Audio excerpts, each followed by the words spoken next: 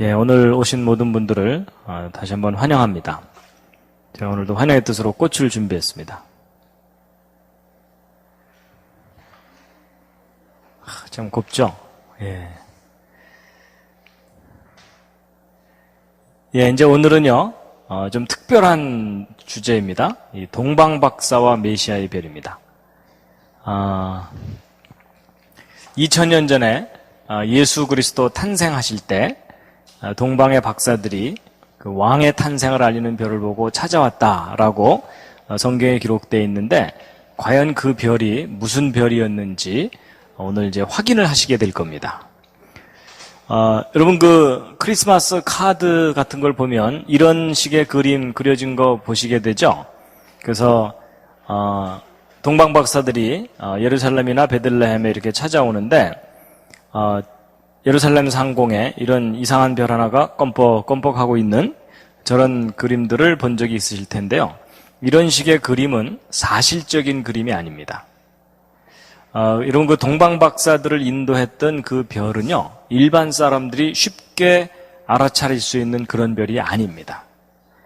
별을 연구하는 전문가만이 알 수 있는 별입니다. 왜냐하면 성경에 그 근거가 있습니다. 마태복음 2장 2절하고 3절을 한번 읽어보시겠습니다. 함께 읽겠습니다. 시작. 유대인의 왕으로 나시니가 어디 계시뇨? 우리가 동방에서 그의 별을 보고 그에게 경배하러 왔노라 하니 헤로당과 온 예루살렘이 듣고 소동한지라. 여기 보시면은요, 그 동방 박사들이 메시아 탄생을 알리는 별을 보고 예루살렘에 왔어요. 와서 그 헤롯 궁에 들어가서 헤롯 왕에게 그 왕의 탄생을 알리는 별을 보고 우리가 찾아왔다라고 얘기를 했더니 헤롯 왕과 예루살렘 사람들이 그때서야 소동을 일으켰다고 돼 있어요. 그렇죠. 그렇다는 얘기는 동방 박사들이 오기 전까지는 이 예루살렘에 있던 사람들이 알았다는 겁니까? 몰랐다는 겁니까? 예, 전혀 모르고 있다가 동방 박사들이 와서 얘기해 주니까 그때서야 소란스러워진 거예요. 그런 일이 있었어? 뭐 이러면서. 더군다나 이 동방 박사들은 예루살렘에 와서 그 별을 본 게 아니고 이미 보고서 확인을 하고 출발해서 왔거든요. 그렇기 때문에 오는 시간까지 고려한다면 그 별은 이미 나타났었던 거예요. 그런데도 예루살렘 사람들은 까맣게 모르고 있었다는 겁니다. 그렇다는 얘기는 일반 사람들이 쉽게 보고 알아차릴 수 있는 그런 별은 아니라는 겁니다. 그래서 여러분 그 동방 박사들이 보았다는 그런 별은 이런 거 아닙니다. 그렇죠? 그럼 도대체 동방 박사들에게 그 왕의 탄생을 알렸던 그 별은 뭐겠느냐 하는 건데요. 여러분 왜 동방 박사들이 별을 연구했냐면 창세기 1장 14절을 보면 이 하나님께서 해와 달과 별들을 만드신 목적이 기록되어 있습니다. 함께 한번 읽어보시겠습니다. 시작. 징조와 사시와 일자와 연한을 이루라 이렇게 되어 있거든요. 우리는 해와 달과 별들을 가지고 날짜 세고 연도를 세는 것에 주로 사용하지만 하나님의 그 첫 번째 목적은 징조입니다. 그럼 하나님께서 역사 속에서 어떤 중요한 사건을 일으키실 때 하늘의 별들로 하여금 사람들이 알아차리도록 사인을 주도록 설계를 해놓으신 겁니다. 그리고 이제 창세기를 보면은요, 아담과 하와가 선악과를 따먹고 에덴 동산에서 쫓겨납니다. 그때 아담과 하와를 유혹했던 그 뱀도 저주를 받거든요. 그때 이제 하나님께서 저주하신 내용이 창세기 3장 15절에 나타나 있는데 함께 한번 읽으시겠습니다. 시작. 여자의 후손은 내 머리를 상하게 할 것이요 너는 그의 발꿈치를 상하게 할 것이니라 하시고 이렇게 돼 있죠. 여자의 후손이 뱀의 머리를 상하게 할 것이다 이렇게 돼 있는데, 여러분 뱀은 제일 약한 부분이 머리입니다. 그래서 뱀의 머리를 상하게 한다는 얘기는 뱀을 멸망시킨다는 얘기입니다. 근데 저 뱀은 무엇을 상징하냐면 사탄을 상징합니다. 그렇죠?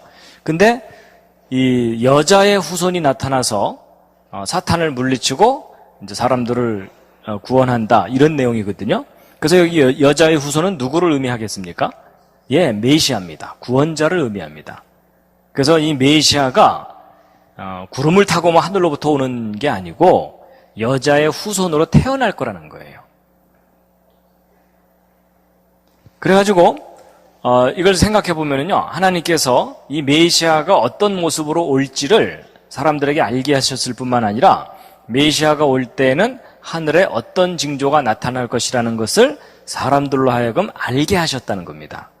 그래야 사람들이 연구하고 깨닫고 메시아 탄생을 알 거 아니에요. 그렇죠? 그렇기 때문에 이제 아담 이후로 구세주의 탄생을 기다려왔던 사람들은 이제 하늘의 별들을 연구하면서 메시아가 올 때를 이제 알고자 했거든요. 그랬을 때 이제 이 메시아 탄생을 알리는 별이 어떤 별이었겠느냐에 대해서 여러 가지 주장들이 그동안 있었는데 이제 그 중에 하나가 혜성입니다. 혜성은 아무래도 하늘에 좀 특이하게 나타나기 때문에 뭔가 특별한 현상을 예견하는 걸 거다라고 사람들이 생각을 해왔기 때문에 혜성일 거다라고 했는데 여러분 생각해 보세요. 동방박사들이 왔을 때 이 혜성이 나타난 거라면은 동방박사들뿐만 아니라 예루살렘 사람들도 그 혜성의 존재를 다 알 거 아니에요. 그렇죠? 그렇다면 동방박사들이 왔을 때 굳이 그런 소동을 일으킬 이유가 없어요. 그러니까 여러분 혜성과 같은 누구나 쉽게 이상하다고 생각할 수 있는 그런 별은 아니라는 겁니다. 그리고 이제 초신성 같은 경우도 여러분 저것은 망원경이 발달해야만 알 수 있는 겁니다. 초신성의 폭발 같은 이런 것들은.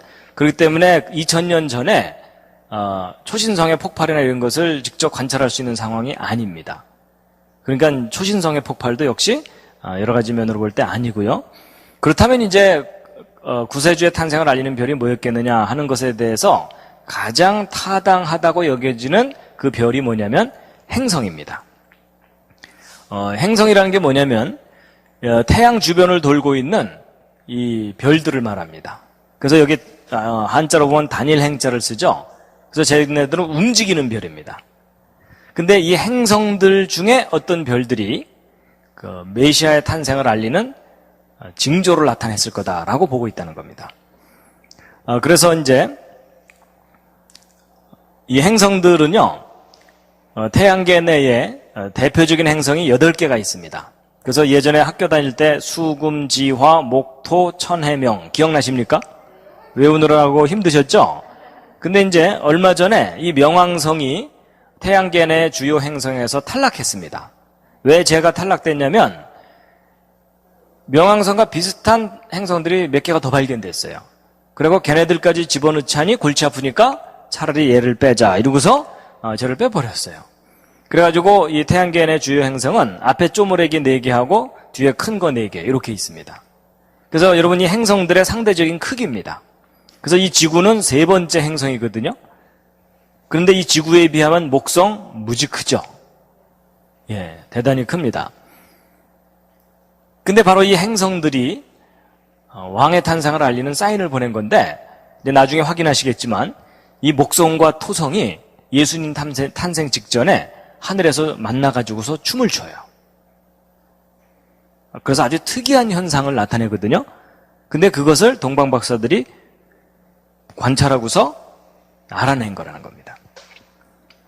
그래서 이제 여러분 행성은요, 이 태양 주변을 거의 같은 평면상에서 돌기 때문에 이 밤하늘에 태양이 지나가는 자리를 따라서 관찰이 됩니다. 그래서 밤하늘에 유난히 밝은 요 샛별, 요게 이제 금성이고요. 예, 금성이고 목성도 있고 토성도 있고 화성도 있고 이렇게 있습니다. 그리고 이제 하늘에 그 움직이지 않는 별들을 항성이라고 합니다. 그래서 이제 행성들은 태양이 지나가는 자리를 따라서 이렇게 움직이거든요. 수시로 이제 위치가 바뀌면서 움직입니다. 근데 여러분, 이 태양계 내의 이 행성 중에 왕을 상징하는 행성이 있습니다. 그게 뭘까요? 그게 바로 목성입니다. 근데 이 목성이요, 영어로는 주피터거든요. 주피터가 누구냐면 그리스 로마 신화에 나오는 제우스입니다. 신들의 왕이라고 하는. 그래서 이 목성은요, 고대로부터 왕을 상징하는 별이고 왕의 운명을 이야기할 때 저 목성을 연구하고 그랬던 겁니다. 그 다음에 이제 이 토성은 그 다음으로 큰 별인데, 행성인데, 이 토성은 영어로 세턴이라고 합니다. 세턴. 그래서 이제 크로노스라고도 하죠. 그래서 여러분 이 토요일을 세러데이라고 하죠. 그게 바로 이제 여기서 어원이 같은 겁니다. 그래서 이제 우리 토성은 이제 한자로 흑토자를 쓰죠. 근데 여러분 혹시 목성과 토성 이 둘 사이의 관계를 아십니까? 여러분 이 주피터와 세턴과의 관계가 있거든요. 이게 뭐냐면 우리 어른들은 아무 생각이 없는데 우리 학생들은 안 해요. 여러분 이 주피터의 아버지가 세턴입니다. 그렇기 때문에 이 예수님 탄생 직전에 이 두 별이 하늘에서 춤을 췄다는 건 뭐냐면 이 두 별의 의미가 뭐냐면 아버지로부터 그 아들이 왕권을 물려받고 이 땅에 온다 그 얘기입니다. 그리고 이제 이 금성도 목성과 토성과 합류해서 하늘에 쪼로록 나타나거든요. 근데 여러분 이 금성은 영어로 비너스죠. 비너스는 여신이죠. 근데 여러분 그 메시아 탄생과 관련해서 어떤 여자가 등장하는 거 아세요? 예언 속에 뭐라고 되어 있냐면 보라 처녀가 잉태하여 아들을 낳으리니 그 이름을 임마누엘이라 하리라 이렇게 돼 있죠. 그러니까 메시아가 탄생할 때 처녀의 몸으로 태어난다는 거예요. 그래서 여러분 이 세 별을 합치면 뜻이 뭐냐면 아버지로부터 그 아들이 왕권을 물려받고 이 땅에 오는데 처녀의 몸으로 태어난다. 이런 의미를 가진 저 세 별이 예수님 탄생 때 하늘에 이 세 별이 모입니다. 그래서 그런 내용들을 이제 오늘 보시게 될 텐데요. 그래서 이제 이 별에 관한 연구는요 제가 한 게 아니고 저는 이제 강의 다니기 바빠서 연구할 시간이 없고 이걸 연구하신 분이 계십니다. 이제 그분을 잠깐 좀 소개해 드려야 되는데요. 이제 그분은 바로 이분인데요. 이분은 이제 그 유진 포스티히라고 하는 분입니다. 미국인입니다. 그런데 이분은 6.25 전쟁, 한국전에 참전했던 분입니다. 그래서 여러분 비행기가 폭격하려고 그럴 때 폭격 장소를 미리 알려주는 그런 역할을 하는 군인이 있죠. 이제 그런 역할을 그런 부대에 있었던 분인데 이분이 한국전을 참전했을 때 그때 전쟁의 와중에 하나님을 믿게 됐어요. 그리고 그때부터 신앙생활을 했다고 하거든요. 그리고 이제 미국으로 돌아가서 이제 그 신앙생활을 했는데 루터교에서 신앙생활을 했어요. 우리 한국에서는 루터교 교단이 작거든요. 미미한데 미국은 루터교 교단이 큽니다. 그래서 이제 루터교에서 신앙생활을 했고 또 이분이 전기공학을 전공했기 때문에 이제 사업을 했습니다. 근데 무슨 사업을 했냐면 여러분 그 전봇대를 고치려면 그 사다리차가 필요하죠. 근데 이제 보통 그 사다리차가 운전하는 사람 따로 있고 올라가서 고치는 사람 따로 있어요. 근데 이분이 어떤 장치를 개발했냐면 혼자 몰고 가서 혼자 고칠 수 있는 장치를 개발한 거예요. 그럼 누가 좋아하겠어요? 전기회사가 좋아하죠. 사람을 반으로 줄일 수가 있으니까. 그래갖고 이 전기회사들이 이분이 고안한 장치를 마구마구 사주는 바람에 이분이 마구마구 돈을 번 거예요. 그래가지고서 아주 경제적으로도 여유 있게 지내면서 신앙생활을 착실하게 하고 있었는데 어떤 일이 벌어졌냐면 루터교 교단이 분열되는 거예요. 그래서 왜 그런 분열이 일어났냐면 이 성경에 대한 해석 문제로 이 성경을 기록된 그대로 사실이라고 믿는 아주 보수적인 입장을 가진 사람들하고 성경의 기록을 사실 그대로는 안 믿으면서 그냥 어느 정도 교훈만 믿는 그런 좀 약간 자유롭게 성경을 해석하는 사람들이 이제 서로 의견 충돌이 일어나가지고서 이제 교단이 이게 분열된 거예요. 그래서 이분이 거기에 이제 좀 충격을 받아갖고 야, 이 성경이 정말 기록된 그대로 사실인지 내가 확인을 해봐야 되겠다. 이래가지고 가지고 있는 재산을 정리해가지고 성경 역사 연구소를 차린 거예요. 그래가지고 이 천문학, 그 다음에 컴퓨터 이런 걸 이용해서 성경 역사를 검증할 수 있는 그런 팀을 만들어가지고 성경 창세기부터 계시록까지 지금 현재까지 역사를 싹 정리를 한 겁니다. 그래서 예를 들어 출애굽이 정확하게 몇 년, 몇 월, 며칠이랬는지 그런 것을 다 이제 확인해내는 그런 작업을 한 겁니다. 그래서 이분이 이제 그런 모든 작업을 다 하고 났더니 너무나 분명하게 확인되는 사실이 뭐냐면 정말 하나님께서 이 역사를 다스린다는 사실을 알게 된 거예요. 특히 하나님께서 역사를 예언하시고 그걸 정확하게 이루신다는 것이 아주 선명하게 드러난 거예요. 그리고 이제 가장 중요한 요점은 뭐냐면 2000년 전에 나사렛 예수가 정말 메시아예요. 그러니까 모든 역사적인 증거가 예수는 메시아다, 예수는 메시아다 이렇게 증거를 하고 있는 거예요. 그래서 사람들에게 이제 그런 내용을 알리기 시작을 했거든요. 근데 이제 문제는 이 기독교인들한테도 그런 내용을 얘기를 해줘도 사람들이 역사에 별로 관심이 없잖아요. 그렇죠? 그러니까 그냥 뭐 믿으면 됐지 뭐 그렇게 따지고 믿나 이래가지고서 별로 관심이 없는 거예요. 그러다가 이제 이분이 자기가 연구한 결과가 누구에게 결정적으로 역할을 하는지를 알게 된 거예요. 그게 뭐냐면 유대인들이에요. 여러분 성경은 온통 이스라엘 역사잖아요. 그렇죠? 근데 이스라엘 역사를 정확하게 정리해 놓으면 예수 그리스도가 메시아라는 것이 너무나 선명하게 드러나는 거예요. 그래서 이건 이스라엘 사람들에게, 유대인들에게 아주 꼭 필요한 증거들이다. 이래가지고 유대인들을 대상으로 이제 선교를 다닌 거예요. 그래서 이스라엘도 다니고 그랬는데 이분이 이스라엘에 가서 유대인들의 대학에서 강의도 했어요. 이분이 연구한 결과를 그 대학 교수에게 알려줬더니 그 이스라엘 사람이 깜짝 놀라는 거예요. 자기들보다도 이방인인 저분이 자기들의 역사를 더 정확하게 정리를 했거든요. 그래갖고 당신 우리 학교에서 강의 좀 하라고 그래가지고서 이 유진 펄스틱 이분이 유대인 대학에서 강의를 한 거예요. 근데 이제 이런 거 유대인들은 그 예수를 메시아라고 인정하지 않거든요. 그래서 예수 얘기를 하면 싫어해요. 그렇기 때문에 이분이 강의할 때 예수라는 단어는 다 뺀 거예요. 그리고 이스라엘 역사만 정확하게 알려준 거예요. 근데 문제는 이제 한 학기를 학생들이 듣고 났더니 학생들이 술렁거리기 시작하는 거예요. 왜냐하면 한 학기 내용을 다 듣고 났더니 결론이 뭐예요? 예수가 메시아인 거예요. 자기들이 이단자라고 처형을 했던 2000년 전에 그 메시아가 정말 예수 그리스도가 정말 메시아였던 거예요. 그래가지고 학생들이 술렁거리니까 정작 곤란해진 사람은 누구냐면 이분을 강의를 맡겼던 그 교수 있잖아요. 그렇죠? 그러니까 자기 입장이 곤란해지니까는 이분을 이제 당장 나가라고 이제 내쫓은 거예요. 근데 이제 그런 와중에 이 유진 펄스틱 이분이 또 사고를 친 게 뭐냐면 유대인 청년이 기독교로 개종을 했었어요. 그런데 다시 유대교로 돌아온 청년이 있어요. 그러니까 기독교를 갔더니 거기서 뭔가 진리를 발견하지 못했기 때문에 이제 다시 온 거겠죠.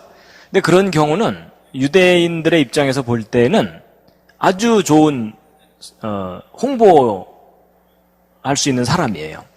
그러니까 기독교로 개신교로 가봤자 별거 없으니까 유대교로 돌아왔구나 이래가지고서. 그런데 이제 이분이 거기 가서 그 청년을 만나서 자기가 연구한 결과를 자세하게 알려줬더니 그 청년이 다시 기독교로 간 거예요. 지난번에는 확신이 없이 왔었는데 이번에는 정말 확신을 가지고 정말 2000년 전에 예수가 메시아였구나라는 걸 확신을 하고. 근데 여러분 그 정도 되면 그 청년은 유대 이스라엘 그 사회에서 테러를 당할 수가 있답니다. 그래갖고 이분이 이제 이스라엘에서 나올 때 그 청년을 함께 데리고 나왔어요. 하여튼 그런 스토리를 가진 분이에요. 그래갖고 이제 이분이 계속 유대인들을 대상으로 이제 선교하는 일을 하다가 이 이스라엘 사람들을 선교하기에 좀 좋은 사람들이 떠오른 거예요. 누가 떠올랐을 것 같습니까? 우리 한국 사람들이 떠오른 거예요. 왜냐하면 이 한국 사람들이 뭐 선교나 이런 데 관심이 아주 많고 그리고 열정적이잖아요. 그렇죠? 예. 하여튼 잘 몰라도 열심히 하려고 그러잖아요. 예. 더군다나 그 이스라엘 사람들하고 뭔가 민족적 정서도 서로 통하는 것 같고, 그러니까 이 한국 사람들이 이스라엘 선교에 어떤 역할을 하겠구나 싶어갖고 이제 한국을 방문하게 된 거예요. 본인이 한국전에 참전했던 그 경험도 있잖아요. 근데 이제 한국으로 오게 됐는데 이분을 또 한국에 초청하게 된 인물이 있어요. 그게 누구냐면 여러분 그 예수원이라고 아세요? 예수원의 그 대천덕 신부님, 아처 토레이라고 하는 한국 기독교계에 특히 지성인들에게 아주 좋은 영향력을 미쳤던 분인데 몇 년 전에 소천하셨죠. 예.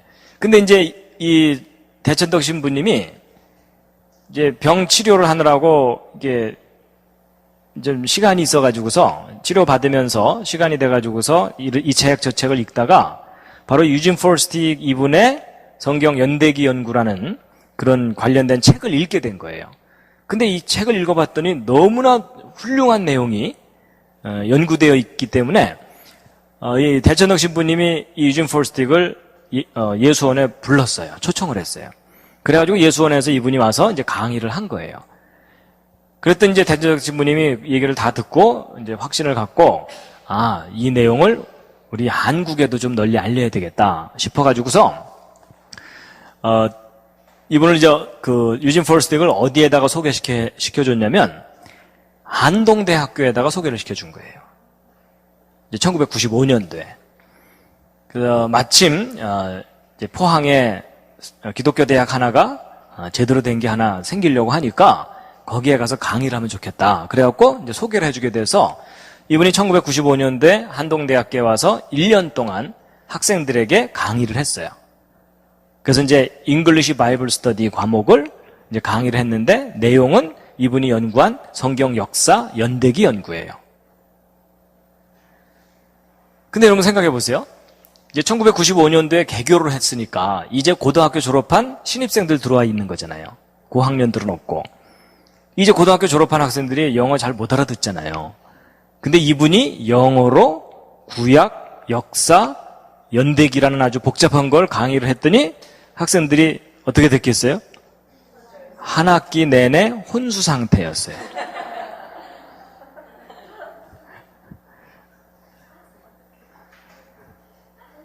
그런데 이제 어쨌든 이분이 이제 강의를 아주 열심히 했는데 근데 마침 이제 저도 이 한동대학교 개교할 때 이 창조과학 강의할 교수가 필요하다. 이래가지고서 저도 이제 한동대학교를 내려가게 된 거예요.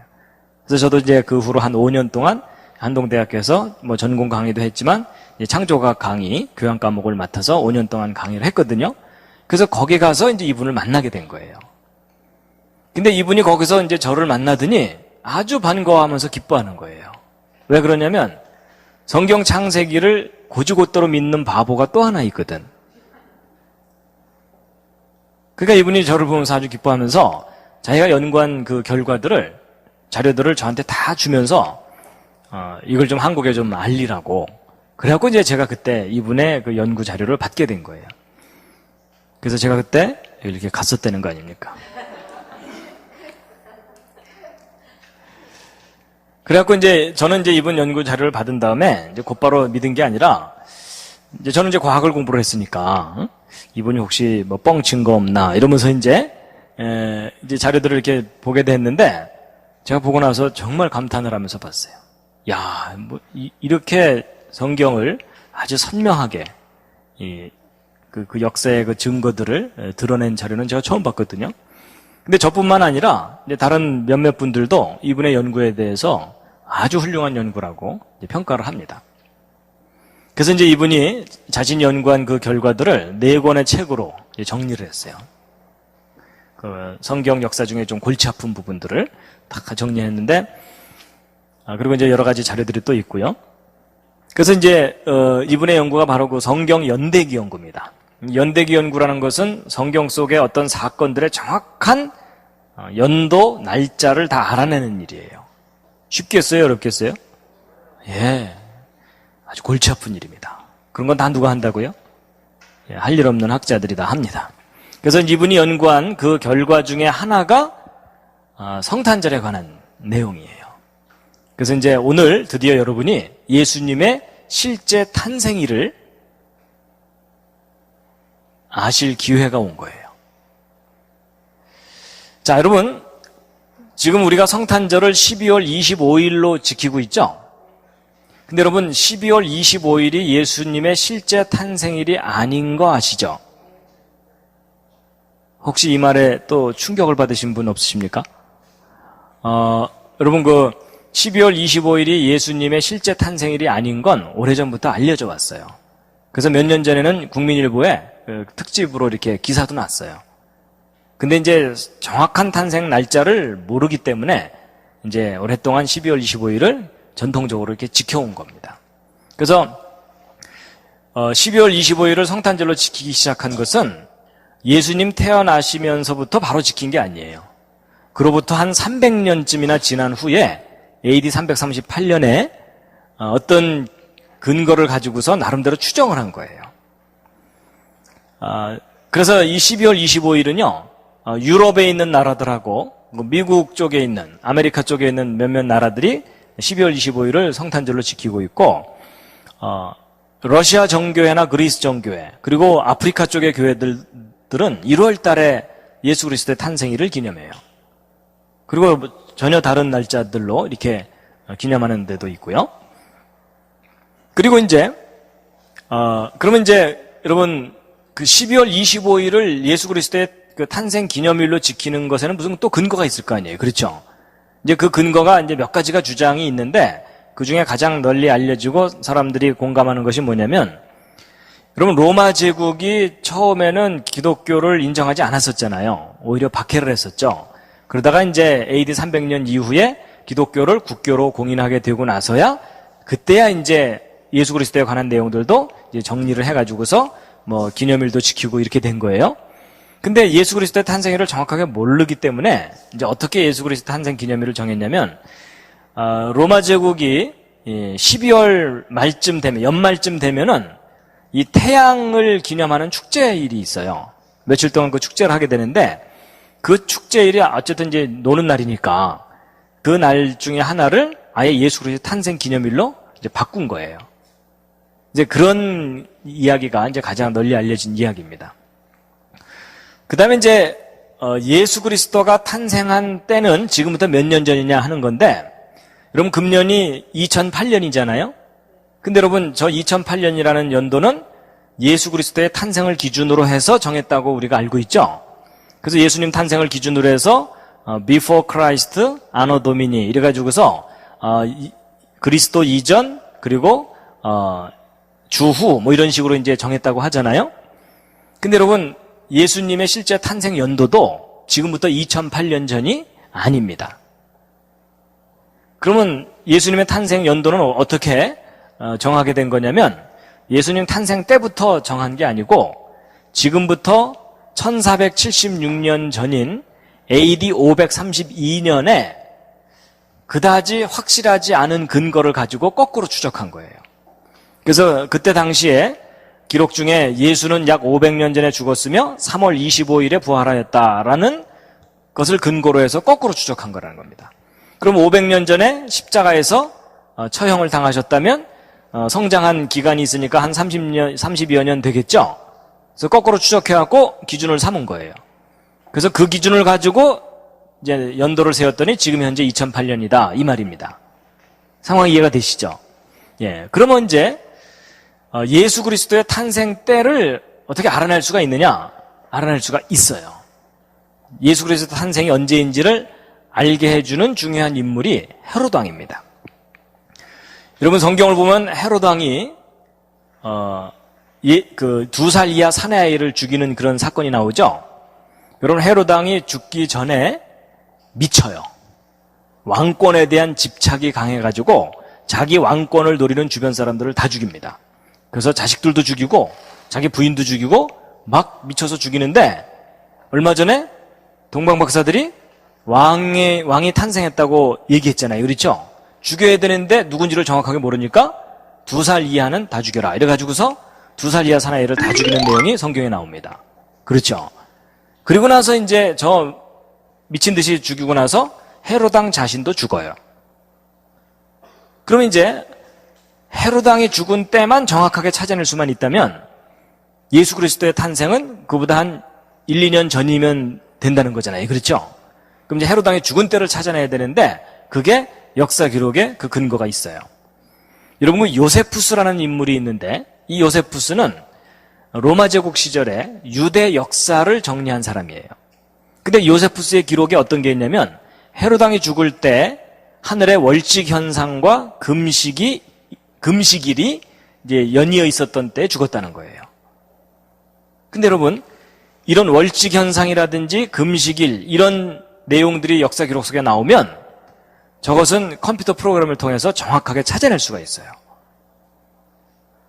제가 지난번에 언뜻 보여드렸던 이 컴퓨터 프로그램으로 몇천 년 전에 일칙 현상까지도 다 확인해낼 수 있다 그랬죠.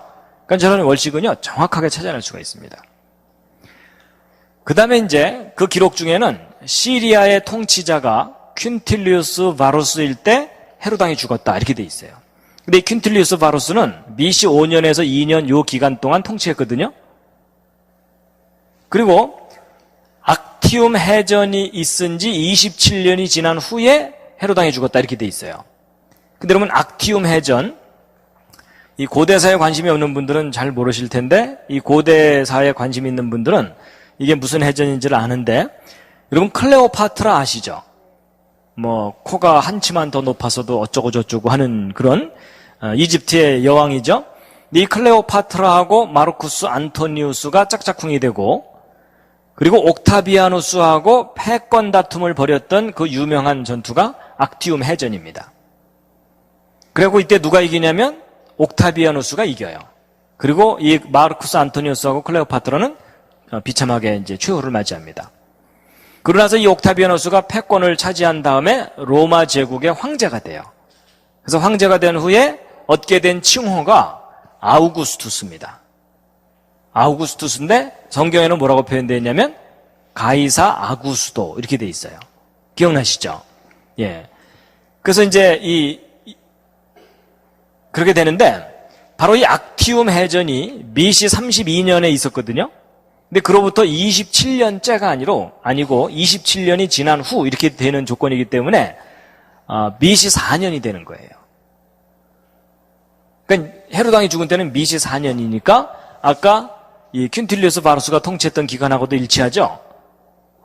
그럼 BC 4년에 월칙 현상과 금식이 연이어 있던 때를 찾아내면 되죠. 그건 바로 컴퓨터로 다 찾아낼 수가 있습니다. 그 찾아낸 것이 바로 결과가 이거예요. 그래서 BC 4년 3월 11일 날짜까지 정확하게 찾아내는 거예요. 그럼 이제 헤로당이 BC 4년에 죽은 거기 때문에, 그럼 예수님은 그보다 한 2년 전쯤 탄생하신 거라고 보면 되겠죠? 그럼 대략 BC 6년경이 되는 거예요. 그래서 그동안 이 예수 그리스도 탄생 연도에 대해서 BC 4년일 거다라고 하는 주장이 가장 많았었거든요. 그런데 이 헤로당의 죽음하고 비교를 해보면은 BC 4년보다도 그 이전이었다고 봐야 된다는 거예요. 그럼 이제 예수 그리스도의 탄생일에 관한 근거는 뭐가 있느냐? 다행히도 그게 있어요. 여러분, 예수 그리스도가 언제 탄생했는지에 대해서 초대 교회의 지도자였던 터툴리안이라는 사람이 예수 그리스도가 언제 탄생했는지에 대한 기록을 남겨놨는데, 그게 뭐냐면 시리아의 총독이 세터니너스일 때 예수 그리스도가 탄생했다 이렇게 기록해놨어요. 근데 이 세터니너스는 BC 9년에서 6년 기간 동안 시리아를 통치했거든요. 그렇다면 아까 BC 4년보다도 2년 전쯤이라면 BC 6년이 이제 거의 접근하는 거죠. 그 다음에 이 예수 그리스도의 탄생에 관한 자료들 몇 가지를 모아놓은 사람이 있어요. 그게 누구냐면 이집트의 알렉산드리아라는 항구 도시가 있거든요. 근데 이 알렉산드리아에서 활동했던 초대교회 지도자인데 세인트 클레멘트입니다. 근데 터툴리안과 거의 비슷한 시기에 활동했던 사람인데, 근데 이 세인트 클레멘트가 예수 그리스도 탄생에 관한 자료를 몇 가지 수집을 해놨는데 그 중에 가장 객관적인 근거를 가지고 있는 날짜가 있어요. 그게 바로 예수 그리스도의 탄생일인데 이집트 달력으로 표기되어 있어요. 왜냐하면 알렉산드리아가 이집트 영역이니까. 근데 이집트 달력으로 파코멀 25일이라고 되어 있는데 요 날짜를 뭘로 바꿔야 되냐면 구약 이스라엘 달력으로 바꿔야 돼요. 그래서 그 이스라엘 성경 달력으로 바꾸면 이아르 28라 그래서 2월 28일이에요. 그러니까 예수 그리스도 탄생일은 성경 달력으로 2월 28일인 거예요. 근데 이걸 우리가 현재 사용하고 있는 양력 달력으로 바꾸면 예수 그리스도의 탄생일이 나오는 거예요. 궁금하시죠? 별로 안 궁금하시면 여기서 강의를 끝내도록 하겠습니다. 여러분, BC 6년 며칠이냐면 5월 14일이에요. 5월 14일. 예수 그리스도의 탄생일이 갑자기 화이트 크리스마스의 환상이 깨지시죠? 그죠? 여러분, 우리는 어린 시절부터 이 성탄절만 되면 한방눈이 펑펑 내리는 걸 기대했기 때문에 이 화이트 크리스마스에 대한 기대감과 환상이 있잖아요? 근데 여러분, 성경의 기록을 보면은요, 예수 그리스도 탄생하셨을 때가 겨울이 아니에요. 왜냐하면 아기 예수가 탄생해서 말구 위에 놓여 있는데 들에서 양을 치던 목자들이 천사들의 말을 듣고 와서 경배하잖아요. 근데 여러분 12월 달은 겨울인데 겨울에는 들에서 양을 치질 않아요. 그래서 따뜻한 때에 들에서 양을 치기 때문에 어쨌든 12월 달은 예수 그리스도 탄생 시기가 아닙니다. 오히려 5월 달이 따뜻할 때이기 때문에 계절적으로도 맞아요. 그래서 여러분 예수님은 추운 겨울에 오신 게 아니라 만물이 소생하고 꽃을 피우는 봄에 오신 거예요. 계절의 여왕 봄에. 그래서 여러분 그 꽃 피는 봄이 오면 님이 오신다고 하더니 오신 거예요. 근데 단 세인트 클레멘트가 수집한 요 날짜가 맞다면 조건은 붙어요. 예. 정말 저 날이 맞는지 확인해 보시려면 이제 천국에 올라가시면 됩니다. 마음이 급하시면 먼저 올라가셔도 괜찮습니다. 자, 그럼 이제 BC 6년 5월 14일이 예수 그리스도의 탄생일이 맞다면 그걸 뒷받침해주는 무슨 객관적인 근거가 있어야 되잖아요. 그렇죠? 이건 단지 기록이고 그 근거가 바로 이제 이 그림이에요. 이제 여러분이 이 그림을 이해하시면 됩니다. 이제 보세요. BC 6년 5월 14일이 예수 그리스도의 탄생일이라면 저 탄생일을 검증해 줄 수 있는 인물이 있어요. 그게 누구냐면 세례 요한입니다. 여러분 세례 요한과 예수님은 무슨 관계? 아버지와 아들이 아니라 사촌 관계입니다. 사촌. 그리고 세례 요한이 사촌 형이에요. 근데 여러분 세례 요한의 아버지가 이름이 뭔지 혹시 아세요? 사가랴입니다. 사가랴. 잘 기억이 안 나시면 슈퍼에서 물건을 사가랴 이렇게라도 좀 기억을 해두세요. 그래서 사가랴하고 직업은 뭘까요? 제사장입니다. 제사장인데 어느 반열 제사장이냐면 아비야 반열 제사장이에요. 여러분 다윗 왕이 제사장 제도를 24팀으로 편성을 했어요. 그래갖고 한 팀이 한 주씩 성전 봉사를 하도록 했어요. 그렇게 했는데 이제 아비야 팀의 제사장이었던 거예요. 그리고 세례 요한의 어머니 이름은 엘리자벳입니다. 엘리자벳. 근데 이제 이 사가랴와 엘리자벳이 아이를 낳을 수 없을 정도로 나이가 많았어요. 그래서 더 이상 아이를 낳을 수가 없기 때문에 자식도 없었고 그래서 포기를 하고 있었거든요. 근데 세례 요한이 기적적으로 태어나게 돼요. 그래서 그 탄생 스토리가 이제 누가복음에 자세히 나오는데 이 세례 요한 아버지인 사가랴가 아비야 반열 제사장 팀 순서가 돌아오는 바람에 이제 성전으로 들어간 거예요. 그래서 이제 아비야 팀 중에 제비뽑기를 했는데 이 사가랴가 제비뽑기에 걸린 거예요. 그래갖고 이제 성전에 들어갔거든요. 그래서 성전에 들어가서 일주일 동안 그 안에서 이제 못 나와요. 근데 일주일 동안 봉사를 하고 있는 도중에 무슨 일이 벌어진 거냐면 천사가 짠 하고 나타나더니 네가 아들을 낳을 것이다 이런 거예요. 아니 이미 할아버지 할머니가 돼갖고 아이를 못 낳는 걸 뻔히 아는데 낳게 된다 그러니까 못 믿었어요. 그렇죠? 그랬더니 천사가 그렇다면 네가 아이를 낳을 때까지는 말을 못할 거다. 그래서 그 즉시로 말을 못하게 돼요.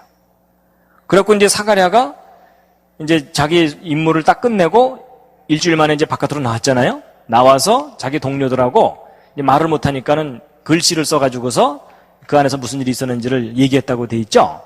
그러나서 이제 사가랴가 자기 집으로 돌아갔겠죠. 그러면 엘리자벳과 동침해서 잉태가 됐겠죠. 곧바로. 그렇다면 세례 요한이 이때 탄생한 게 맞다면 6개월 전이거든요. 그러면 그 임신 기간을 정확하게 거꾸로 추적하면은 BC 7년 3월 24일 오차가 있다면 하루 이틀 오차가 있겠죠? 그럼 이제 요때 이제 세례요한이 잉태된 때라고 봐야 돼요. 그럼 뭘 확인해 보면 되냐면 요때가 요 잉태 직전이 이스라엘의 그 아비야 반열 제사장들이 성전 봉사를 하던 때인지를 확인해 보면 돼요. 그렇죠? 근데 그게 그대로 확인이 돼요. 요때가 그때인 거예요. 그렇다면 그 근거를 본다면 BC 6년 5월 14일이 예수 그리스도 탄생일 가능성이 아주 높죠? 근데 이제 놀라운 사실은 세례 요한이 잉태된 때부터 예수 그리스도 탄생일까지 요 1년 2개월 요 정도 기간 동안에 하늘에서 목성과 토성이 우주 쇼를 해요. 둘이 만나서 댄스를 추는 거예요. 댄스 추는 거 아시죠? 짠짠짠짠짠짠 이러면서. 그리고 이 댄스가 어떻게 되는 거냐면 토성이 앞서서 가고 있는데 목성이 뒤따라오더니 지나쳐 가지 않고 만났다 헤어졌다 만났다 헤어지는 거예요. 그래서 이상한 움직임을 보이는 거예요. 그리고 예수님 탄생 때에는 금성이 가까이 또 오고 그리고 또 개기일식이 아니라 부분일식이 6개월 간격으로 연거푸 2번 나타나요. 여러분 일식은 어느 장소에서 한 번 보기도 참 힘들거든요. 그리고 그 장소에서 다시 일식이 보이는 일은 아주 드문 일이에요. 그런데 연거푸 2번 부분일식이 일어나요. 그래서 이제 도대체 목성과 토성이 하늘에서 춤을 췄다는 게 무슨 말이냐 하는 건데요. 이 움직여 다니는 이 행성인 목성과 토성이 이제 하늘에서 이렇게 춤을 추는 건데 그 원리는 이제 이런 거예요. 여러분 태양의 중심에 있으면 지구도 1년에 한 바퀴씩 돌잖아요. 근데 이 목성은 11년마다 한 번씩 돌아요. 그러니까 10배나 느리게 돌고 그 다음에 토성은 30년마다 한 번씩 돕니다. 그래서 얘네들이 돌게 되면은요, 이 목성과 토성은 느긋하게 도는데 이 태양이나 요 밑에 있는 쪼무레기들은 아주 방정맞게 이제 도는 거예요. 그래서 이게 한번 돌면은 보세요, 얼마나 바빠요 얘는요, 그렇죠? 그래가지고서 이 목성과 토성이 이제 돌다가 20년마다 한 번씩 만나요, 서로. 그래서 여러분 2000년 5월 28일 날 목성과 토성이 만났거든요. 근데 2020년 12월 21일이 되면 또 다시 만나게 될 겁니다. 그래서 20년마다 한 번씩 만나는 거예요. 여러분, 어떤 연인들이 있는데 20년마다 한 번씩만 만난다면 얼마나 답답하겠어요. 그렇죠? 네. 그래서 이제 보통은요, 목성과 토성이 서로 따로따로 떨어져 있어요, 저렇게. 그래서 목성은 저쪽에 있으면 토성은 저쪽에 가 있고, 이렇게 되는데 20년마다 만나는 거예요. 그래갖고 이제 보통 이제 태양이 이렇게 지나가는 자리를 따라서 토성도 지나가고, 목성도 이렇게 지나가거든요. 근데 목성이 더 느리기 때문에, 토성이 더 느리기 때문에 목성에게 항상 추월을 당해요. 그리고 이제 토성이 이렇게 느긋하게 가고 있으면 목성이 앞질러 가는 거예요, 항상. 그래서 늘 20년마다 저렇게 앞질러 가는 일이 있었는데 예수님 탄생 직전에는 어떤 일이 벌어진 거냐면 토성이 앞서서 이렇게 쭉 가고 있는데 목성이 뒤따라왔어요. 따라오더니 만나고 나더니 한번 추실까요? 이러더니 저렇게 가는 거예요. 참 신기하죠? 근데 어떻게 저런 일이 벌어지나 하는 건데요. 여러분 이게 왜 저런 현상이 나타나냐면 여러분 태양에서 저 행성들을 바라보면 모든 행성이 한쪽 방향으로 지나가요. 그러니까 저런 춤추는 현상이 나타나질 않아요. 근데 우리는 지금 태양에서 바라보는 게 아니라 지구에서 바라보잖아요. 그렇죠? 지구에서 바라보니까 여러분 이 지구 자체가 돈다 그랬죠? 그러니까 지구가 안쪽에서 빨리 도니까 이 목성과 토성이 뒤로 가는 것처럼 보이는 현상이 나타나는 거예요. 근데 그게 절묘하게 일치할 때 앞으로 갔다 뒤로 갔다 만났다 헤어졌다 하는 댄스 추는 현상이 나타나는 거예요. 그래가지고 여러분이 목성과 토성이 만나는 것은 20년마다 한 번씩 만난다 그랬잖아요. 근데 이렇게 특별하게 춤을 추는 이런 현상은 몇 년 만에 한 번씩 나타나냐면 854년마다 한 번씩 나타나요. 그러니까 여러분 이런 특이한 현상을 한번 딱 보고 나서 다시 한번 보려면 854년을 버텨야 돼요. 주여 저는 아직 죽으면 아니되옵나이다 이러면서 버텨야 되는 거예요. 그러니까 아주 지극히 드문 현상이에요, 이게. 근데 바로 이런 신기한 요 현상이 예수님 탄생 직전에 나타난 거예요. 그게 바로 BC 7년이에요. 그러면 이제 이게 854년마다 한 번씩 나타난다면 BC 861년에도 한 번 있었겠죠.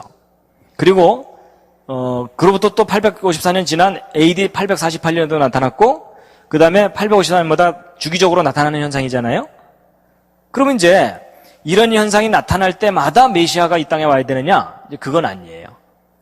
이 중에서도 왜 BC 7년에 메시아가 탄생한 거냐면 이때가 메시아가 이 땅에 올 때라는 예언이 있어요. 대략 이해가 되셨습니까? 예, 이해가 안 돼도 할 수 없습니다. 진도 나가야 됩니다.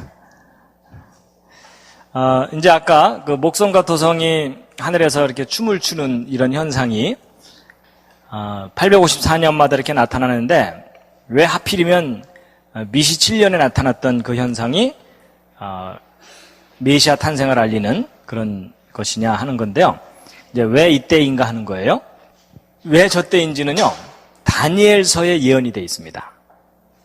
다니엘서에. 다니엘 아시죠? 개인적으로 아시나요? 그건 아니죠. 여러분 그 다니엘, 영어로 데니얼.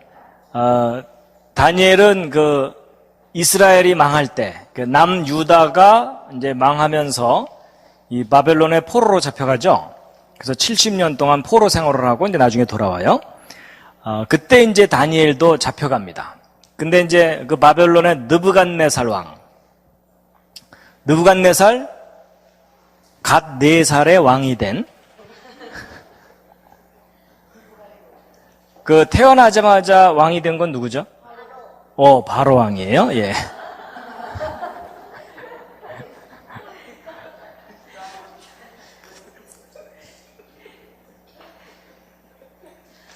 그럼 그 바벨론 제국의 가장 영화로웠던 시절의 왕이 느부갓네살입니다. 그래가지고 여러분 그 예전에 그 이라크의 사담 후세인 기억나시죠? 그 사담 후세인이 자기를 어떻게 착각했냐면, 하여튼 그가 뭐라고 그랬냐면 옛 바벨론 제국의 느부갓네살 왕의 그 영광을 자기가 재현하겠다 이러면서 이제 설쳤던 사람입니다. 근데 이제 이 느부갓네살 왕이 이제 포로들을 잡아다가 똑똑한 친구들을 이제 신하로 삼았어요. 그렇죠? 그래서 이제 다니엘도 그 중에 한 사람이 됐는데 워낙 다니엘이 뛰어나가지고서 나중에 막 2인자가 되고 막 그러죠? 예, 3인자가 되고 막 그럽니다. 근데 이 느부갓네살 왕이 어느 날 꿈을 하나 꾸더니 심술을 부리는 거예요. 무슨 심술을 부리냐면 이 박수와 술객들, 그런 사람들을 싹 모아놓고 내가 꾼 꿈 알아맞혀봐라 이러는 거예요. 아니, 꿈을 얘기해주고 해석해달라는 게 아니라 자기가 꾼 꿈을 알아맞추라는 거예요. 이런 게 불가능한 일이잖아요. 그렇죠? 못 알아맞추면 너희들 그동안 나한테 다 거짓말하고 가짜니까 다 죽이겠다 뭐 이런 거예요. 그래서 다니엘도 죽게 됐어요. 근데 이제 다니엘이 잠깐만 참으시소 이런 다음에 가서 이제 하나님께 기도를 했더니 하나님께서 무슨 꿈을 꿨는지 알려주셨을 뿐만 아니라 그 뜻이 무엇인지 해석을 하게 하셨거든요. 그래갖고 이제 다니엘이 느부갓네살 왕 앞에 가서 이제 그 꿈 얘기를 해주는 거예요. 왕이시여, 당신이 꾼 꿈은 어떤 큰 신상 하나 본 겁니다. 일단 느부갓네살 왕이 깜짝 놀래요. 그렇죠? 자기가 꾼 꿈을 알아맞추는 거잖아요. 근데 그 신상이 어떻게 생긴 신상이냐면 머리는 금이고 이 몸통은 어깨부터 몸통은 은이고 그 다음에 이 허리부터 무릎까지는 동. 그래서 여러분 올림픽의 그 금, 은, 동메달 있죠? 그 다음에 이제 무릎부터 발까지는 철이에요. 그리고 발은 철과 진흙이 함께 있고. 그런데 이 뜨인 돌이라고 성경에 표현되어 있는데 뜨인 돌 하나가 이 발을 탁 때렸더니 이 신상이 완전히 가루가 돼서 그냥 사라지는 이런 꿈을 꾸었다는 거예요. 그러니까 일단 느부갓네살 왕이 깜짝 놀랐어요. 그렇죠? 너무나 놀라운 일이잖아요. 근데 이제 다니엘이 이제 그러는 거예요. 왕이시여, 이것을 알게 한 것은 내가 아니다. 하늘의 하나님이 왕으로 하여금 앞으로 어떤 일이 벌어질지를 알려주는 겁니다 하면서 이제 해석을 해줘요. 그러면서 뭐냐면 이 금으로 된 머리는 느부갓네살 왕 당신의 제국입니다. 바벨론 제국이라는 거예요. 근데 당신 다음에 당신보다 못한 나라가 그 다음에 일어날 겁니다. 그리고 그 다음에 또 다른 나라가 일어날 거고, 그리고 또 다른 나라가 일어날 텐데, 이 바벨론 제국으로부터 첫 번째, 두 번째, 세 번째, 네 번째 제국 때에 요 뜨인 돌로 표현된 저게 뭐냐면 메시아예요. 메시아가 네 번째 제국 때에 올 거다라는 거예요. 그럼 여러분 보세요. 이 바벨론 제국 다음으로 이스라엘을 지배했던 제국이 페르시아, 헬라, 로마 이렇게 돼 있어요. 그래서 이 페르시아는 성경에 뭐라고 기록되어 있냐면 바사라고 돼 있습니다. 그래서 여러분 바사왕 고레스 때에 뭐 이런 거 있죠? 예. 그러니까 바벨론 제국으로부터 네 번째 제국이라면 로마 제국이죠?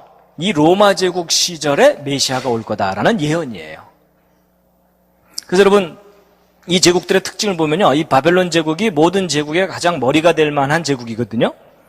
그 다음에 이 페르시아 제국은 메데 페르시아라 그래서 사실은 하나의 큰 나라인데 둘로 나눠져 있던 나라예요. 메데와 페르시아로 바사로 나눠져 있는데 여러분 여기 신상을 잘 보시면요. 은은 금보다 못하죠. 그렇죠? 그런데다가 몸통은 하나인데 팔은 두 개죠. 그렇죠? 하나인데 둘로 나눠져 있는 제국이 메데 페르시아예요. 그런 제국이 나타날 거라는 거예요. 그 다음에 이제 이 허리부터 무릎까지는 동인데 여러분이 헬라가 그리스 제국이거든요. 그리스 제국을 일으킨 사람이 누구죠? 그 유명한 알렉산더 대왕이에요.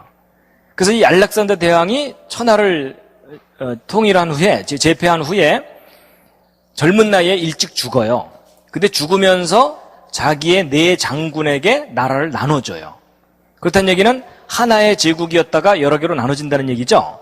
근데 여러분 이 신상을 잘 보시면 이 허리 부분은 하나인데 허벅지로 내려가면서 둘로 나눠지죠. 다리가. 그러니까 하나의 제국이었다가 둘로 나눠지는 제국이 그 다음에 나타날 거라는 거예요. 그게 바로 그리스 제국이에요. 그 다음에 이제 로마 제국은 나중에 동로마, 서로마로 둘로 나눠지죠. 그래서 이 그 다음 제국이 로마 제국인데 여러분 금, 은, 동, 철 중에 가장 강한 금속이 뭐예요? 가장 강한 금속. 가장 비싼 건 금이고 가장 강한 것은 철이에요. 그렇죠? 예, 여러분 순금은 이렇게 이빨로 깨물면 자국이 납니다. 예. 근데 이제 철이거든요. 여러분 역사상 가장 강력했던 제국이 무슨 제국이에요? 그게 로마 제국이에요. 그러니까 가장 강력했던 제국 시절에 메시아가 온다는 거예요. 그래서 다니엘을 통해서 느부갓네살 왕의 꿈을 해석하게 하는 거예요. 그럼 이제 여러분 로마 제국이 이스라엘을 지배했던 기간이 상당히 길거든요. 여기 보시면. 근데 그 중에서도 왜 하필이면 요때냐 하는 거예요. 근데 여러분 그걸 풀 수 있는 열쇠가 바로 요 발이에요. 발. 이 발이 진흙과 철이 함께 있다 그랬죠. 이 철은 로마 제국이라면 이 진흙이 뭔지를 풀어내야 되겠죠. 이제 그걸 풀 수 있는 열쇠가 되는 인물이 누구냐면 헤롯 왕이에요.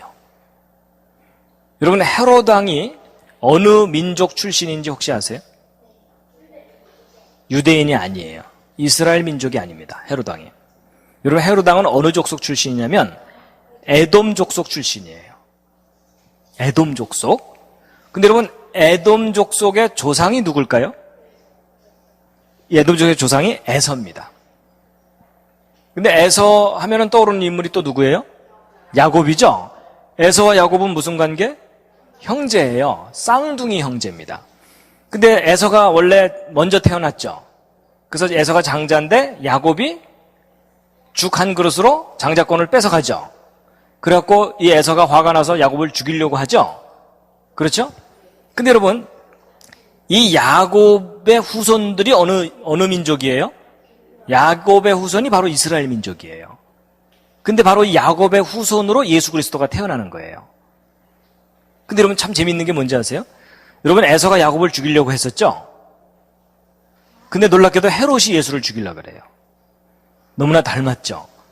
여러분 에서가 먼저 태어났는데 야곱이 뒤늦게 태어나서 에서의 장자권을 뺏어갔잖아요? 예수님 때도 똑같아요. 헤롯이 왕으로 이미 있는데 아기 예수가 태어나서 자기 왕권을 뺏을 것 같으니까 헤롯이 예수를 죽이려고 하죠. 너무나 닮았죠. 여러분, 이게 무슨 얘기냐면 예수님이 오시기 2000년 전에 에서와 야곱 사건을 통해 가지고 메시아가 이 땅에 올 때 어떤 일이 벌어질지를 예언을 한 거예요.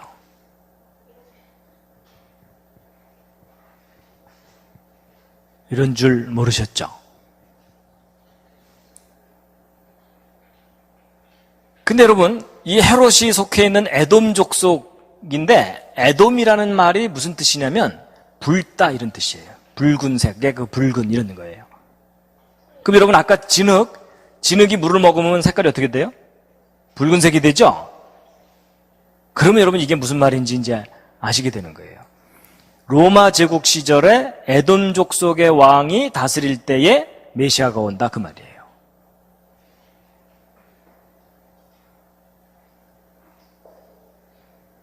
근데 이때가 바로 아까 854년마다 한 번씩 있는 목송과 도성의 춤을 출 때 중에 바로 이 시기와 맞는 때가 BC 7년인 거예요.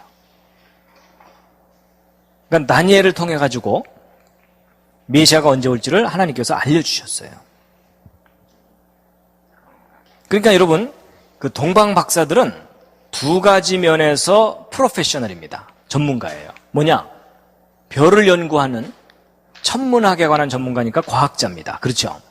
그리고 메시아가 언제쯤 올지를 정확하게 예견할 수가 있어야 되거든요. 그렇다면은 예언에 관한 전문가예요. 여러분, 동방 박사들이 그 먼 곳에서 예루살렘까지 오려면 거의 목숨을 버릴 각오를 해야 돼요. 요즘이야 교통이 발달했으니까는 비행기 타면 오지만 그때는 강도를 만날 수도 있고 그렇기 때문에 동방 박사들은 자기가 연구한 결과에 대해서 100% 확신하지 않으면 그 여행을 떠날 수가 없어요. 그렇죠? 그러니까 여러분, 이 동방 박사들은 아마추어가 아니라 프로페셔널입니다. 그래서 BC 7년 이때가 바로 메시아가 이 땅에 올 때라고 이제 성경에 다 이렇게 예언이 되어 있는 겁니다. 그래가지고 이제 2000년 전에 예수 그리스도가 탄생하셨을 때 그 직전에 나타난 그 목성과 토성의 우주 쇼를 잠시 확인해 보시겠습니다. 여러분, 이 컴퓨터 프로그램 하늘의 별들의 위치와 움직임을 실시간으로 확인할 수 있는 프로그램입니다. 그래가지고 여러분, 지금 현재 한국에서 하늘을 바라봤을 때 현재의 별자리입니다. 이렇게. 그래갖고 요 위치를 움직이면 움직인 위치에서 하늘의 별들을 다 볼 수가 있어요. 할 일 없는 과학자들이 만들었다 그랬죠? 그 다음에 이것을요, 실시간으로 이렇게 움직여 볼 수가 있어요. 그럼 이 시간 이후로 하늘의 별들이 저렇게 움직입니다. 그리고 이 움직이는 속도를 얼마든지 조절을 할 수가 있고, 그리고 이걸 거꾸로 돌리면 과거로 돌아갈 수가 있어요. 근데 이 프로그램이 얼마나 정확하다 그랬냐면 3000년 전에 있었던 일식 현상까지도 확인할 수 있는 프로그램입니다. 그래서 BC 몇 년 몇 월 며칠 어느 장소에서 일식이 있었다 이러면은 그게 역사적인 사실인지 확인을 할 수 있는 프로그램이에요. 근데 바로 이 프로그램으로 2000년 전에 예수 그리스도 탄생하기 직전에 하늘의 별들이 어떻게 움직였는지를 확인해 보았더니 왕의 탄생을 알리는 별이 실제로 나타났었다는 것을 확인을 할 수 있게 된 거예요. 그래서 이제 그 장면을 이제 보여드릴 겁니다.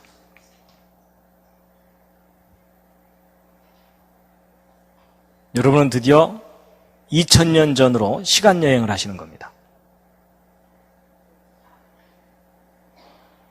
자, 여러분, 위치는 이 이스라엘 이쪽 위치예요. 그리고 BC 8년 5월 14일이니까 예수님께서는 BC 6년 5월 14일에 탄생하셨다고 본다면 정확하게 2년 전이죠. 2년 전에 드디어 이제 하늘을 바라보면은 여기 목성, 주피터, 그 다음에 토성, 세턴 아주 가까이 드디어 만나게 되는 거죠. 예, 이게 20년마다 한 번씩 이렇게 가까이 만난다 그랬죠. 예. 그 다음에 비너스, 금성. 그 다음에 마르스는 이거는 화성입니다. 그리고 여기 태양이 이제 떠오르려는 거 보이시죠? 예. 그런 상황인데 자, 이제 시간을, 요거를 그 지평선은 떼어놓고 별들만 이렇게 보자고요. 별들만 보게 되면, 자, 여러분 여기 보시면 요게 목성이고 요게 토성이에요. 근데 이 목성과 토성을 포함한 이 행성들이 전체적으로 왼쪽으로 이렇게 움직일 거예요. 시간이 흐르면서, 날짜가 바뀌면서. 근데 얘네들이 왼쪽으로 이렇게 한쪽 방향으로 이렇게 움직이지 않고 약간 뒤로 갔다가 앞으로 갔다가 뒤로 갔다가 앞으로 갔다 이러면서 약간 술 취한 듯이 이렇게 움직일 거예요. 그게 왜 그러냐면 아까 지구가 안쪽에서 돌기 때문에 지구가 앞쪽으로 빨리 가면 쟤네들은 약간 뒤로 가는 것처럼 보이는 현상이 나타난다 그랬죠? 그렇지만 전체적으로는 이제 왼쪽으로 가는 거예요. 그래서 약간 술 취한 듯이 비틀비틀하면서 이제 가는 것처럼 보이게 될 겁니다. 특히 이제 목성과 토성의 그 움직임을 유심히 보시게 될 텐데요. 요 시간 가는 것도 함께 봐야 되기 때문에, 이제 보시게 되면은, 여기, 요 달이 바뀌는 거를 보시면 돼요. 달이 바뀌는 거. 이제 지금 시계가 아주 빨리 가기 때문에 빠른 속도로 시간이 가니까. 그래서 이렇게 보시면은 5월인데 6월, 7월이죠? 이런 식으로 이제 바뀌는 거예요. 그래갖고 얘네들이 약간 일단 뒤로 가죠. 목성과 토성이. 그 다음 이제 목성이 가까이 오기 시작해요. 가까이 와가지고서 둘이 탁 만나니까 다른 조물의 행성들이 쟤네들 만난다 이러면서 지나가죠? 예, 그래갖고서 이제 둘이, 목성이 보세요. 토성을 앞질르는 듯 하더니 뒤로 가는 거 보이시죠? 그랬더니 쟤네들이 또 나타나갖고, 쟤네들 아직도 안 헤어졌네 이러면서 지나가는 거예요. 그러면서 요쯤 됐을 때, 요때가 바로 예수님 탄생 때쯤이에요, 요때는. 보셨죠? 여러분 2000년 전에 예수님 탄생하기 직전에 왕의 탄생을 알렸던 별을 여러분이 직접 지금 보신 거예요. 오래 살고 볼 일이죠? 자, 근데 여기서 한 가지 또 하나 알려드릴 게 있어요. 여러분 성경을 보면 어떤 장면이 나오냐면 분명히 이렇게 이제 목성과 토성이 만나서 춤을 추는 장면을 이제 동방 박사들이 본 거예요. 근데 봤는데 그걸 봤다 그러니까 어떤 분들은 어느 날 밤에 이렇게 본 줄 알아요. 자기야 별이 참 예쁘지? 근데 쟤네들이 춤을 추네? 이게 아니고 여기 보시면은 한 몇 개월 동안 그 두 별의 움직임을 계속 그래프를 그려야 돼요. 그러니까 여러분 일반인들은 저걸 알아차릴 수가 없는 거예요. 그냥 단순히 그냥 만나는데 잘 안 헤어지네 뭐 이런 정도만 알게 되는 거지 정확한 움직임은 모르기 때문에 전문가만이 알 수 있다는 거예요. 그래갖고 이제 동방 박사들이 춤추는 걸 이제 봤어요. 봤는데 보고 나서 이제 출발해서 예루살렘에 왔잖아요. 근데 와서 헤롯궁에 들어갔어요. 헤롯궁에 들어가서 아십니까? 모르는데 너네들이 찾으면 나한테도 알려줘라. 뭐 이래갖고서 이제 동방 박사들은 거기까지 왔는데도 어딘지를 모르니까 막막하잖아요. 근데 성경 기록을 보면 뭐라고 나오냐면 동방에서 그들을 인도했던 그 별이 문득 다시 나타나서 자기들의 길을 인도했다고 나오죠. 그럼 이게 무슨 말이냐면 그 별을 분명히 동방에서 봤는데 중간에 사라졌던 거예요. 그러다가 다시 나타났다는 거예요. 근데 여러분 생각해 보세요. 목성과 토성은 늘 떠 있잖아요. 그게 뭐 사라질 리가 없잖아요. 근데 사라졌다가 다시 나타났다고 돼 있거든요. 근데 여러분 그게 정확하게 검증이 돼요. 잘 보세요. 여러분 여기서 이제 가는 거 이제 보면은요. 이제 목성과 토성이 딱 만났어요. 이제 여기서 이렇게 댄스를 주는 장면은 동방 박사들이 보게 돼요. 그렇죠? 보는데 이렇게 댄스를 추고 나서 이제 목성이 다시 딱 출발을 하려고 그럴 때 여기 보시면 여기 태양이 가까이 오죠. 그렇죠? 근데 태양이 이렇게 가까이 딱 오게 되면 무슨 일이 벌어지냐면 태양하고 목성과 토성이 함께 떴다가 함께 지니까 태양빛이 너무 밝으니까 목성과 토성이 관찰이 돼요, 안 돼요? 관찰이 안 되는 때가 저때예요. 그러니까 태양이 멀리 있을 때는요. 목성과 토성은 태양하고 따로 놀기 때문에 밤하늘에 관찰이 돼요. 근데 태양이 가까이 오면 관찰이 안 돼요. 그러다가 태양이 어느 정도 멀어지고 난 다음에 다시 토성과 목성과 금성이 다시 관찰이 되는 거예요. 그래갖고 이것을 지평선에서 보면 이렇게 되는 거예요.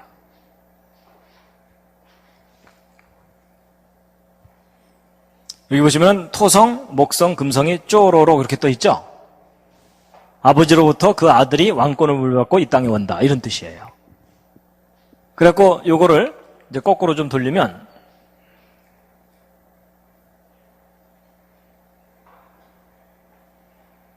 거꾸로 한번 이렇게 돌려보면은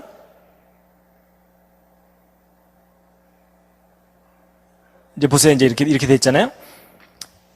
이제 동방박사들은 마음이 급하니까 이제 밤에 잠을 자고 나서 이제 새벽에 막 일찍 일어나서 준비를 해갖고 이제 해록궁을 출발해서 어디론가 가야 돼요. 그렇죠?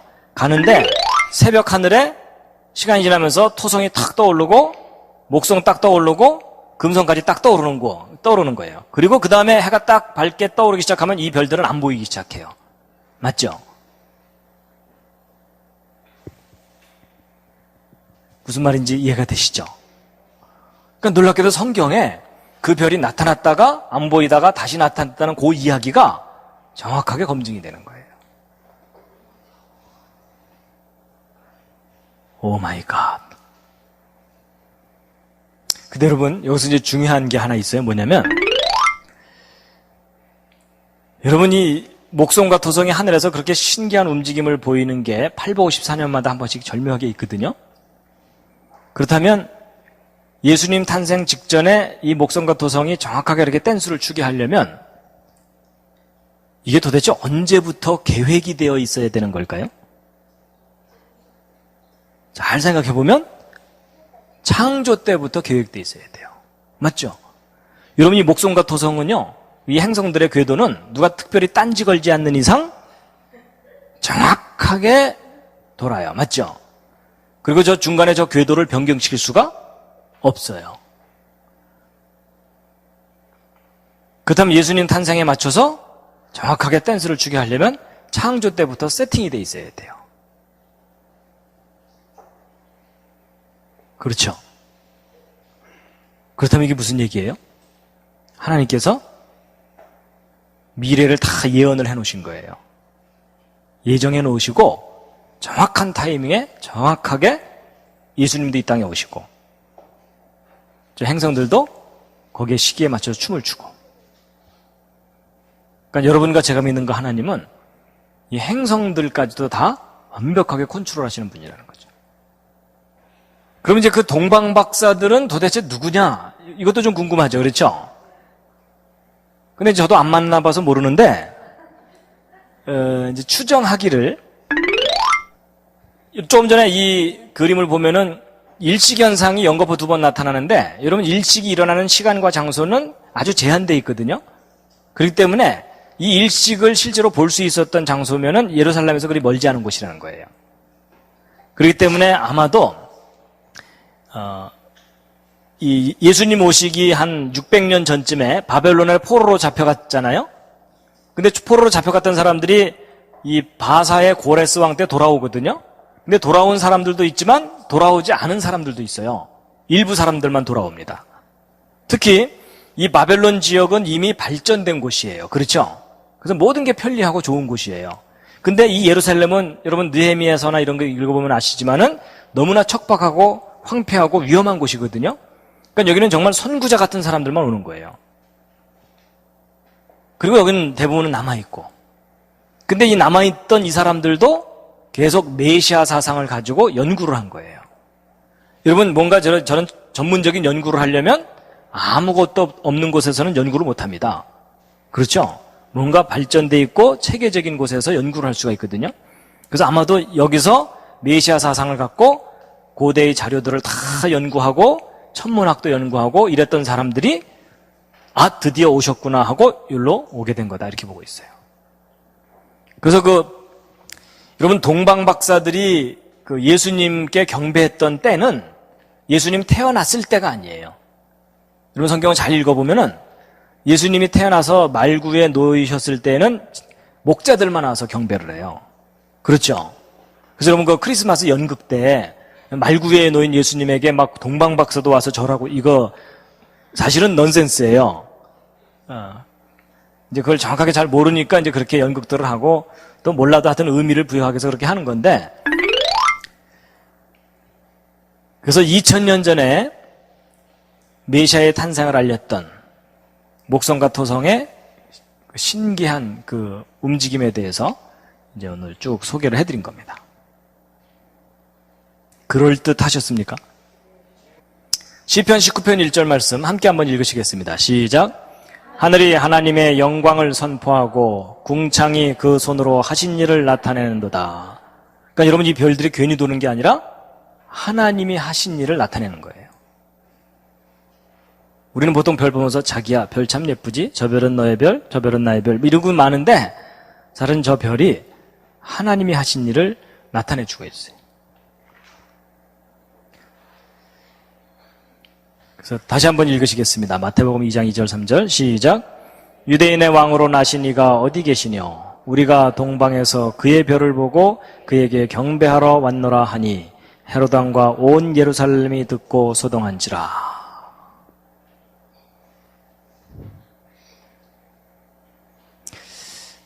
자, 그래서 예수님 탄생의 그 별 얘기는 이제 마무리가 됐고요. 이제 에피소드를 하나 알려드리려고 합니다. 뭐냐면 2000번째 예수 탄생 기념일에 관한 얘기예요. 여러분, 예수님께서 BC 6년, 그러니까 마이너스 6년에 탄생하셨다면 예수 그리스도의 2000번째 탄생 기념일이 있겠죠? 여러분, 요즘 젊은 사람들 만난 지 100일만 돼도 너무 기뻐하잖아요. 그렇죠? 자기야, 우리 100일 동안이나 안 헤어졌어. 이러면서 그래서 뭐 100일주도 마시고 뭐 이런 거 있잖아요. 그렇죠? 그렇다면 여러분, 그 예수 그리스도 탄생 2000번째 기념은 좀 성대하게 했어야 되잖아요. 맞죠? 근데 사람들은 AD 2000년, 지난 2000년이 예수님의 2000번째 탄생인 줄 알고 거대하게 행사를 했죠. 근데 사실은 이걸 알고 보면은, 이걸 이해하고 나면은 2000년이 아니었던 거죠. 그럼 여러분, 마이너스 6년이 예수님의 탄생 연도라면 예수님의 2000번째 탄생 기념 연도는 몇 년도겠어요? 1994년일 것 같은데 아닙니다. 1995년이에요. 왜냐하면 BC와 AD 사이에 0년이 없거든요. 그렇죠? 여러분, 숫자로는 마이너스 1, 제로, 1 이렇게 가지만 이 연도는요, BC 1년에서 AD 1년으로 바로 넘어가 버려요. 그러니까 1년을 더 해줘야 돼요. 그럼 예수 그리스도의 2000번째 탄생 기념이 되는 해는 1995년도였는데 여러분은 그냥 지나가셨죠? 근데 재밌는 게 뭔지 아세요? 1995년도가 어떤 때냐면 이거 연구하신 그 유진 폴스티 그분이 안동대학교에 방문했을 때예요. 아주 특이하게도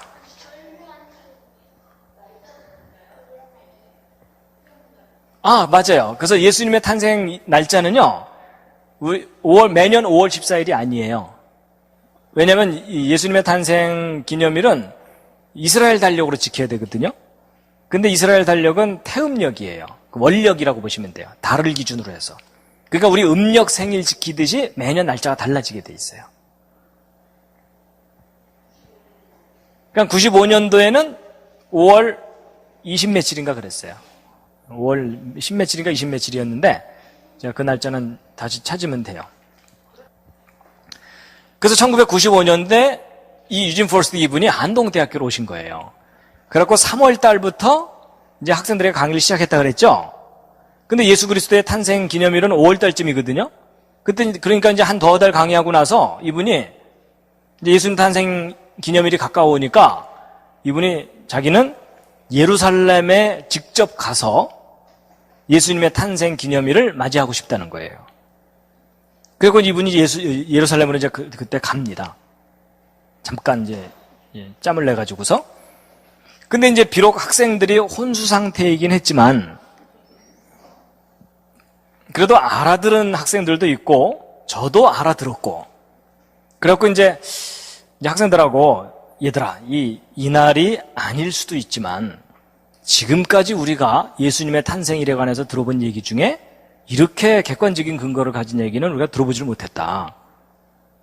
아닐 수도 있지만 만약에 이날이 예수 그리스도의 탄생일이 맞다면 그냥 넘어가기는 섭섭하지 않겠느냐. 이래가지고서 그러면 일단 나중에 올라가서 혼나더라도 나중에 예수님께서 아니었어 임마 이러면 어떻게 하겠어요. 그렇죠?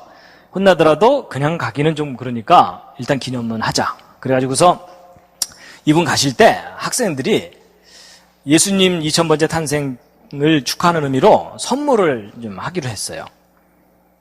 그래서 이제 모금을 한 거예요. 무슨 선물을 하기로 했을까요? 이 학생들이라 좀 낭만적인 생각을 했어요. 그게 뭐냐면 2000번째 탄생 기념일이니까 2000송이 장미를 하자 이거예요.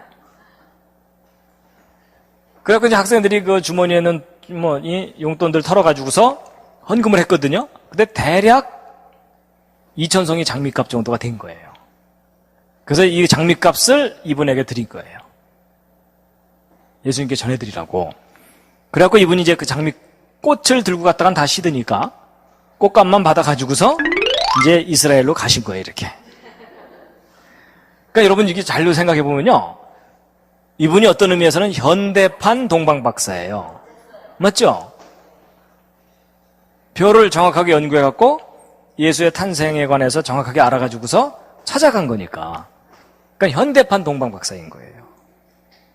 이제 이 날짜가 아니라면 이제 흉내만 낸 것일 뿐일 거고, 만약에 저 날짜가 정말 맞다면 정말 현대판 동방박사인 거예요. 그리고 이분이 이제 가갖고서 갔는데, 이제 이분 저기 가 있는 동안 저는 한동대학교에 남아갖고 학생들을 이제 그날 모아놓고, 그 기념일에 해당되는 날 모아놓고, 이 날이 왜 예수의 탄생이라고 여겨지는지에 대해서 이제 강의하고, 그리고 이제 조촐하게 이제 파티를 한 거예요. 학생들하고. 그러니까 이게 제가 그때 이제 파티를 하면서도 마음속으로 아닐 수도 있지만 이 날이 맞다면 참 이 역사의 아이러니다. 뭐냐면 2000년 전에 예수님 탄생하실 때도 그 당시 수많은 사람들이 메시아를 기다려왔지만 기껏 목동들만 와서 경배하고 그랬잖아요. 그렇죠? 근데 2000년이 지난 후에도 역시 대부분의 사람들은 모르는 상태에서 그냥 몇몇 쪼무레기들만 모여갖고 뭐 탄생 기념일을 치룬 거잖아요. 그렇죠? 그래서 하여튼 그런 생각이 들었었어요, 그때. 그래갖고 이제 이분이 현지에 갔잖아요. 갔는데 2000송이 장미를 실제 샀어요. 근데 문제는 예수님께 전달을 해드려야 되는데 하늘에 계시잖아요. 그렇죠? 그러니까 뭐 이렇게 올라갈 수도 없고, 그래서 이걸 어떻게 해야 되나 그러다가 이분이 그 2000송이 장미를 사갖고서 어딜 갔냐면 이 통곡의 벽이라고 하는 곳을 갔어요. 통곡의 벽. 근데 이제 2000송이 장미가 막 큰 가방으로 2개 정도 되더라는 거예요. 그래갖고 이걸 혼자 가지고 갈 수 없으니까 그때 이제 기독교인 몇 사람을 만나갖고 도움을 받았다 그래요. 그래서 이제 함께 이제 그 질질 끌고서 이제 이 통곡의 벽에 간 건데, 근데 이상하게도 통곡의 벽에 사람들이 잔뜩 모여 있는 거예요. 이제 왜 그러냐면 이 통곡의 벽에 대해서 우리가 좀 알아볼 필요가 있는데요. 여러분 누가복음 21장 24절 함께 한번 읽으시겠습니다. 시작. 모든 이방에 사로잡혀 가겠고 예루살렘은 이방인의 때가 차기까지 이방인들에게 밟히리라. 여러분 2000년 전에 예수님께서 하신 말씀이거든요. 뭐냐면 예루살렘이 망할 텐데 어느 때가 되기까지는 이방인들이 와서 점령하고 있을 거다, 그 말이에요. 그래서 여러분 이스라엘이 AD 70년에 망하거든요. 망한 다음에 거의 2000년 동안 유대인들이 예루살렘 성전을 접근을 못했어요. 그러다가 드디어 이스라엘 사람들이 1948년에 독립을 해갖고 예루살렘 성전 가까이까지 오게 된 거예요. 그래서 여기 보시면은 AD 30년에 예수님이 십자가에 달리셨거든요. 이게 정확하게 확인된 연도입니다. 근데 정작 이스라엘 사람들은 예수님을 메시아로 받아들이지 않았어요. 그렇죠? 그래서 오히려 이단자라고 처형해서 죽인 거예요. 그래갖고 이스라엘이 드디어 망해요. AD 70년에. 그래서 망해갖고 그 이후로 여기 나와 있는 이것은 뭐냐면요. 예루살렘을 점령했던 이방 세력들이에요. 그래갖고서 2000년 동안 이방인들에 의해서 예루살렘이 점령을 당했었거든요. 그런데 1948년에 이스라엘이 회복을 한 거예요.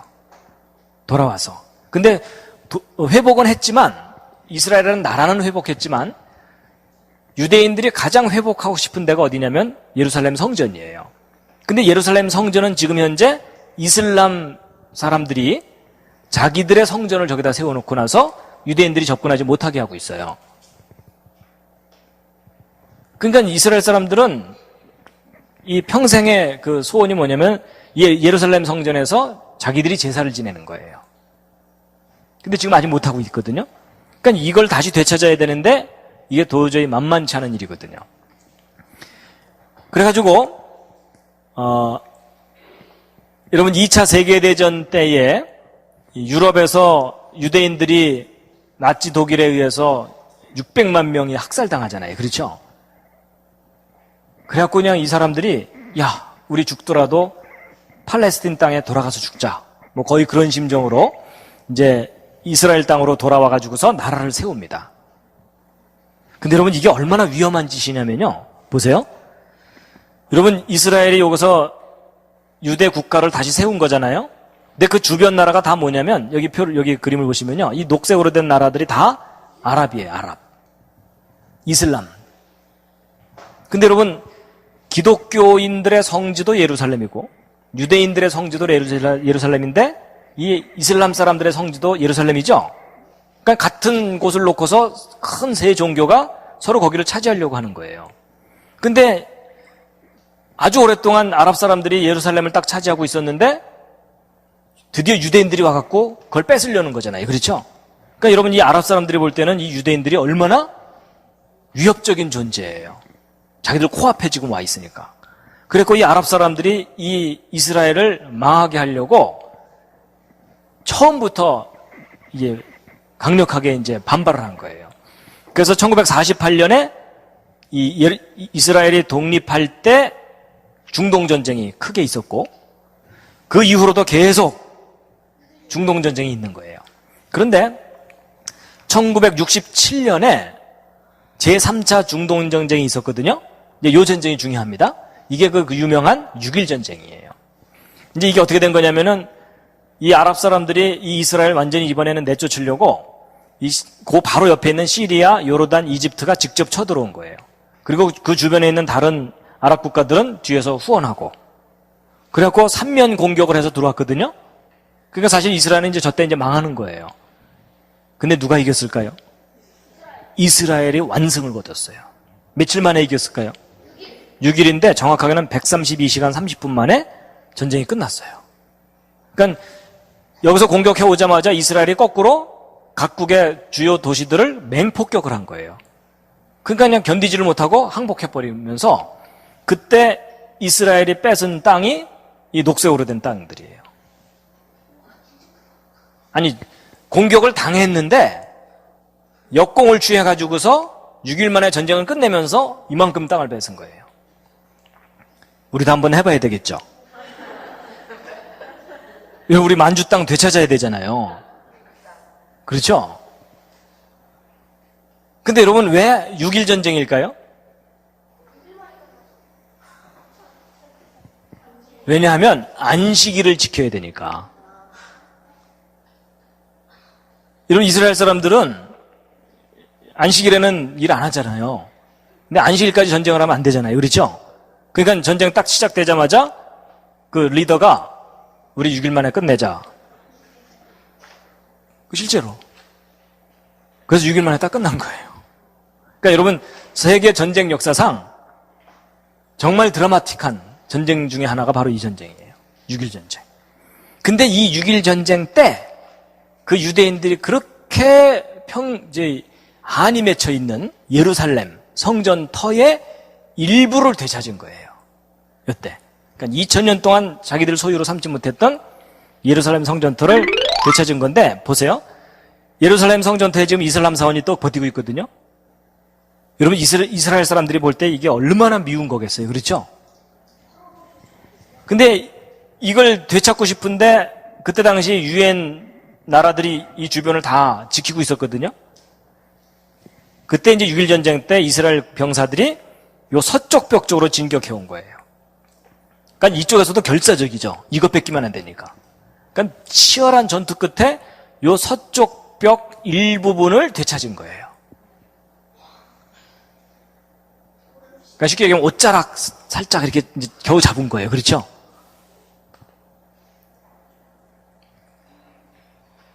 그러니까 사실 우리한테는 재미있는 이야기지만 이스라엘 사람들한테는 너무나 감격적인 순간이죠.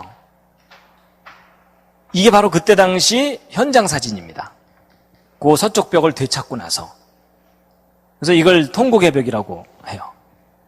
2000년 동안 전 세계를 떠돌던 이스라엘 사람들이 요 벽에 와서 기도하는 거가 이제 소원인 이런 거. 그래서 통곡의 벽 뭐 이렇게 하는 거예요.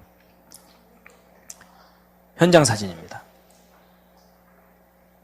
근데 여러분 재밌는 것은 뭐냐면 그래갖고 이제 이때 요 서쪽 벽까지 되찾고서 이제 승리한 그것을 기념해갖고 예루살렘의 날이라는 날을 정한 거예요.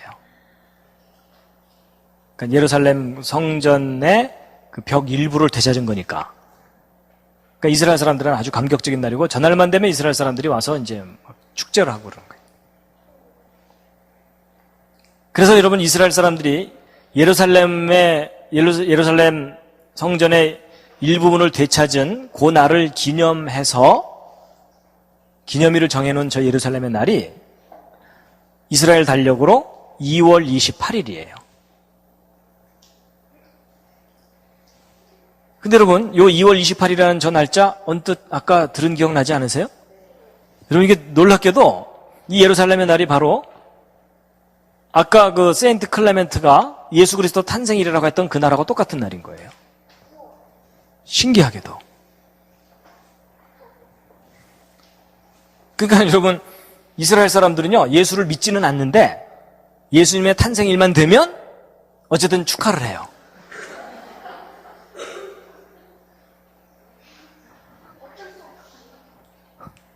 그러니까 자기들은 예수님의 탄생을 축하하는 게 아니라 예루살렘 일부분을 회복한 날을 축하하는 거예요.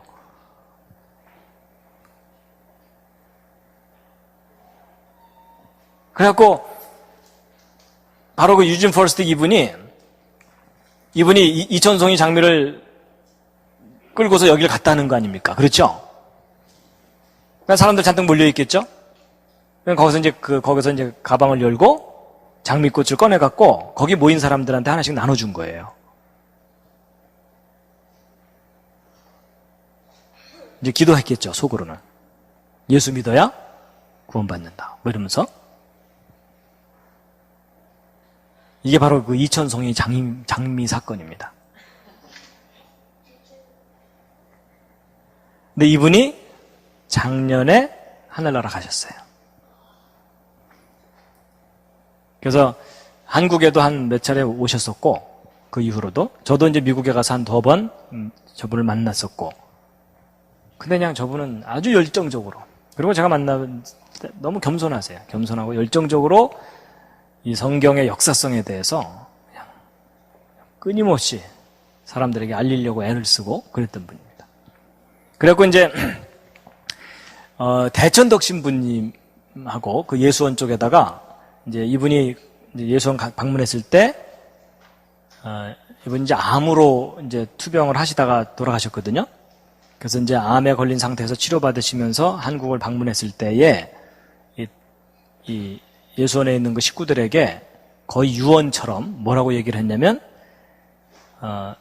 내 암 때문에 이거 병낫게 해달라고 기도하지 말고 이분이 연구한 그 성경 연대기 연구가 지속적으로 이루어질 수 있도록 기도를 해달라 하고 거의 유언처럼 얘기를 하셨거든요. 그래갖고 이제 그걸 연구하는 사람들이 계속 이어지기를 바랬는데 예수원에 있는 사람들 중에는 그걸 좀 지속적으로 한 사람이 없었어요, 그동안. 그리고 대천덕 신부님도 소천하셨고, 그래갖고 그 대천덕 신부님의 그 사모님, 그 현재인 여사가 지금 아직 살아계시거든요. 그래갖고 그 현재인 여사가 이제 아무래도 이제 하늘나라 갈 때가 가까워지니까 그 이분이 유언처럼 남긴 그 얘기가 계속 떠오르니까 그 식구들한테 이거 계속 연대기 연구 계속 해야 되는데 하면서 반복해서 얘기를 하니까 이제 거기 있는 스태프들이 여기저기 수소문하다가 제가 이 강의를 계속 한다는 걸 알고서 제가 한 두 주 전에 저를 초청해 갖고 제가 예수원에 다녀왔습니다. 그래서 예수원 식구들에게 이 연대기 연구에 대한 내용들 강의를 하고 그리고 이제 돌아왔는데 그때 이제 현재인 그 여사가 이제 강의를 함께 들으면서 이제 너무 기뻐하는 거예요. 오랫동안 마음속에 부담으로 있었었는데 누군가가 계속 이걸 하고 있다는 걸 알고서 하여튼 그랬었습니다. 그래서 그 매년 예수 그리스도의 탄생일이 되면 이제 조촐하게 그 축하 파티를 합니다. 근데 아까 얘기한 것처럼 날짜가 매년 달라진다 그랬죠? 그래서 이제 2004년도에는 5월 19일이었고 2005년도에는 6월 6일이었고 2006년도에는 5월 26일이었어요. 그리고 작년에는 5월 16일이었어요. 금년에는 언제일까요? 지나갔을까요? 아니면은 앞으로 지나가지 않았어요. 언제냐면 6월 2일이에요. 6월 2일이면 언제죠? 다음 주 월요일이죠? 네, 다음 주 월요일입니다.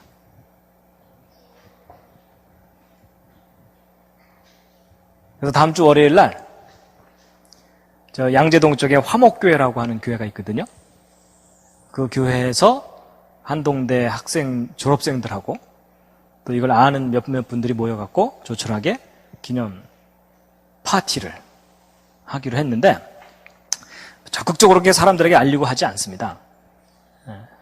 괜히 뭐 이단이다 뭐 이럴까봐. 괜히 뭐 장작을 쌓아라 이러면 곤란하잖아요. 그렇죠? 화형을 시켜라 이러면 안 되니까 숨어서 이렇게 합니다. 근데 이제 한 가지 좀 당부를 드릴 게 있어요. 뭐냐면 이제 이 강의를 듣고 나서 이제 너무나 공감이 되는 나머지 여러분이 각자 교회에 돌아가셔갖고 성탄절 되찾기 운동 이런 거 하지 마시기 바랍니다. 여러분 제가 성탄절을 정확하게 지키자 이러려고 이 내용을 알려드리는 게 아닙니다. 여러분 그 12월 25일을 성탄절로 이렇게 기념해 온 것이 너무나 오래됐기 때문에 이게 그냥 교회 전통으로 굳어졌어요. 근데 그거를 만약에 바꾸려고 하면 너무나 많은 에너지가 들어요. 서로 다툼도 일어나고 그렇죠? 예. 그렇기 때문에 여러분 성탄절 바꾸려고 하는 그 모든 노력을 차라리 전도하고 선교하는 쪽으로 쏟는 게 더 나아요. 그렇죠? 예. 그래서 여러분 뭐 성탄절 되찾기 운동 이런 거 하지 마세요. 예. 근데 제가 이걸 알려드리는 이유는 성탄절 되찾자고 하는 게 아니고 뭐 정말 자연스럽게 되찾을 수 있으면 제일 좋죠. 그런데 그게 아니고 하나님이 하신 일을 정확하게 알려드리려는 거예요. 역사를 섭리하시면서 정확하게 모든 예언들을 이루신다는 것을 이제 확인시켜 드리는 거라는 겁니다. 근데 여러분 어쨌든 이 예루살렘은 아직도 평화가 없습니다. 세계에서 제일 불안하고 위험하고 가장 문제가 많은 곳이 예루살렘이거든요. 근데 성경을 보면은 예루살렘의 평화를 위해서 기도하라 이렇게 돼 있습니다. 그래서 2000년 전에 예수 그리스도의 탄생을 알렸던 그 별 이야기 그리고 2000번째 탄생 기념일 스토리를 쭉 알려드린 겁니다.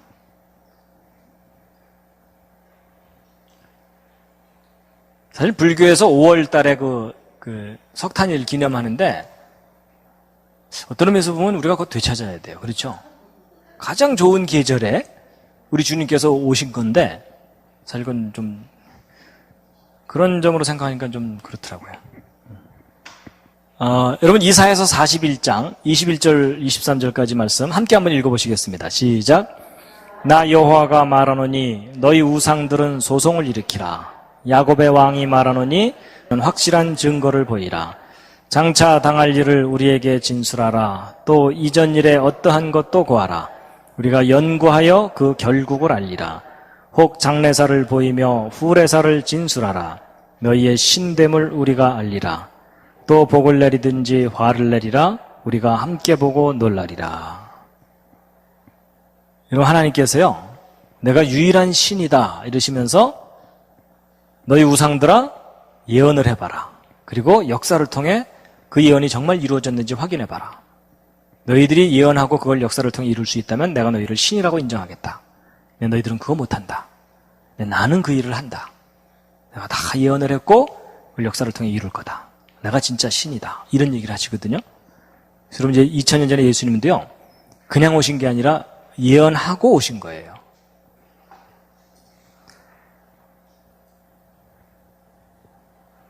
다시 봐도 참 신기하죠? 그렇죠?